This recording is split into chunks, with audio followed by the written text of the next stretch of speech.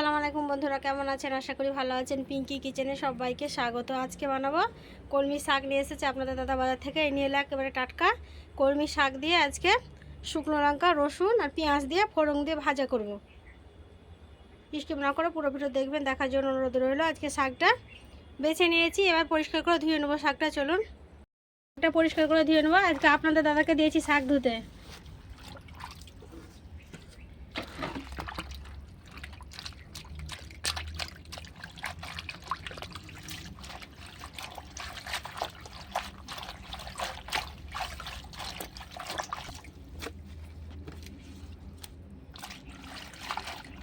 শাকটা একবার ধুয়ে উঠিয়ে নিলে আরেকবারও ধুবে। ধুয়ে উঠিয়ে নিয়েছে, আরেকবারও ধুচ্ছে শাকটা। দুবার করে ধুয়ে নেবে। উঠিয়ে নিয়েছে, হয়ে গেছে।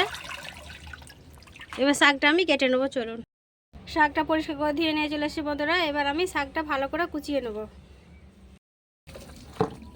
এই শাকটা এবার কুচিয়ে নেব।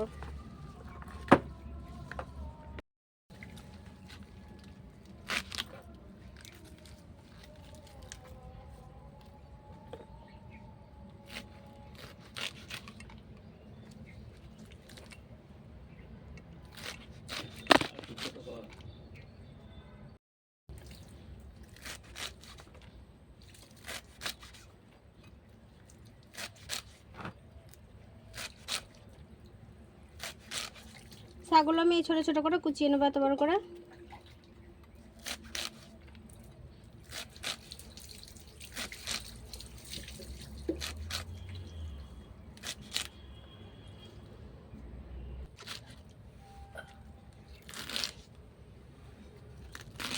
সব শাকগুলো আমি কুচিয়ে নিয়েছি। দেখেন কতগুলো শাক হয়ে গেছে, একবারে এক থালা, কিন্তু ভাজলেই কমে যাবে। দেখেন কতগুলো হয়ে গেছে। আজকে কিছু দেবেন এর মধ্যে, শুধু শুকনো লঙ্কা আর রসুন আর পেঁয়াজ ফোড়ন দিয়ে কলমি শাক ভাজবো। সব শাকগুলো আমি কুচিয়ে নিয়েছি।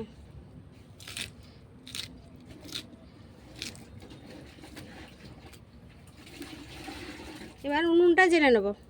উনুনটা জেলে নিয়েছি, কড়া বসিয়ে দেবো।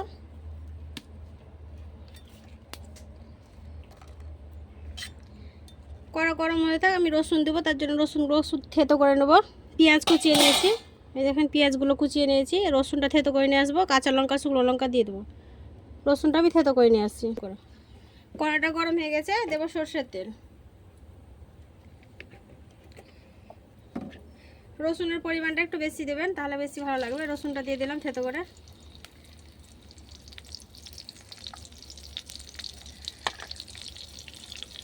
দেবো শুকনো লঙ্কা।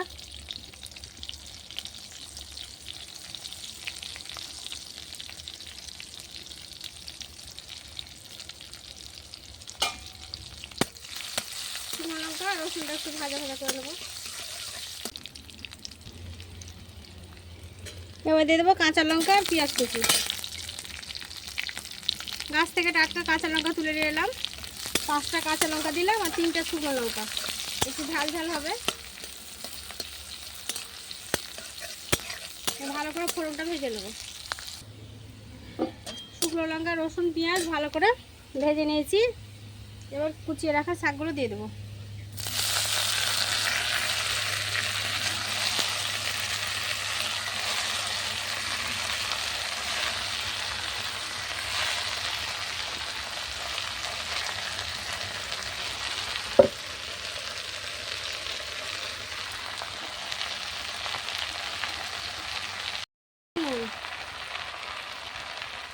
আপনারা চাইলে হলুদ গুঁড়ো দিতে পারেন। আমি শাকে হলুদ গুঁড়ো দিই না, মানে খুব ভালো লাগে না হলুদ গুঁড়ো দিলে। নুনটা দিয়ে ঢাকা দিয়ে দেবো 2 মিনিটের জন্য। উঠে গেছে, ঢাকাটা উঠিয়ে নেবো। শাকগুলো আবার নেড়ে দেবো।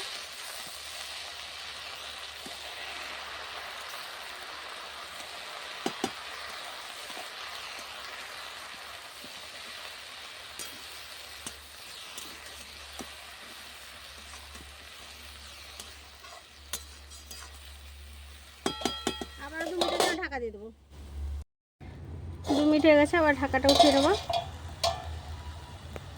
শাকটা নেড়ে নেড়ে ভাজতে হবে, না হলে পুড়ে যাবে। যেটুকু পানি বেরোচ্ছে সেই পানিটুকু আমি মেরে দেবো শাকে। ঢাকা দিয়ে দিয়ে ভালো করে শাকটা ভেজে নেব। কেউ যদি ইউটিউব থেকে দেখে থাকেন অবশ্যই সাবস্ক্রাইব করবেন বন্ধুরা।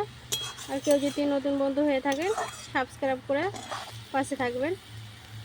আর পাশের বেল আইকনটিতে ক্লিক করে রাখবেন যাতে আমি ভিডিও ছাড়ার সাথে সাথে আপনাদের কাছে নোটিফিকেশানটা সর্বপ্রথম পৌঁছে যায়। আর কেউ যদি ফেসবুক পেজ থেকে দেখে থাকেন অবশ্যই একটা লাইক দিয়ে সাথে থাকবেন। আমি শাকটা নেব, দেখেন ঢাকা দিয়ে ভালো করে শাকটা ভেজে নিয়েছি। কম আছে কিন্তু এভাবে শাকটা লাল করে ভাজতে হবে, তাহলে খেতে ভালো লাগবে। কত সুন্দর হয়ে গেছে, এবার আমি নামিয়ে নেব। শাকটা ঢেলে দেবো, শাকটা ঢেলে নেব।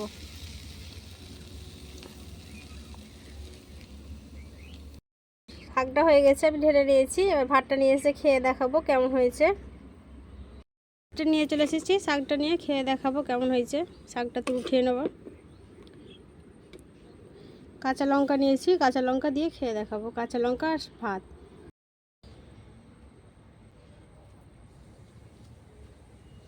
গরম গরম ভাত আর শাক।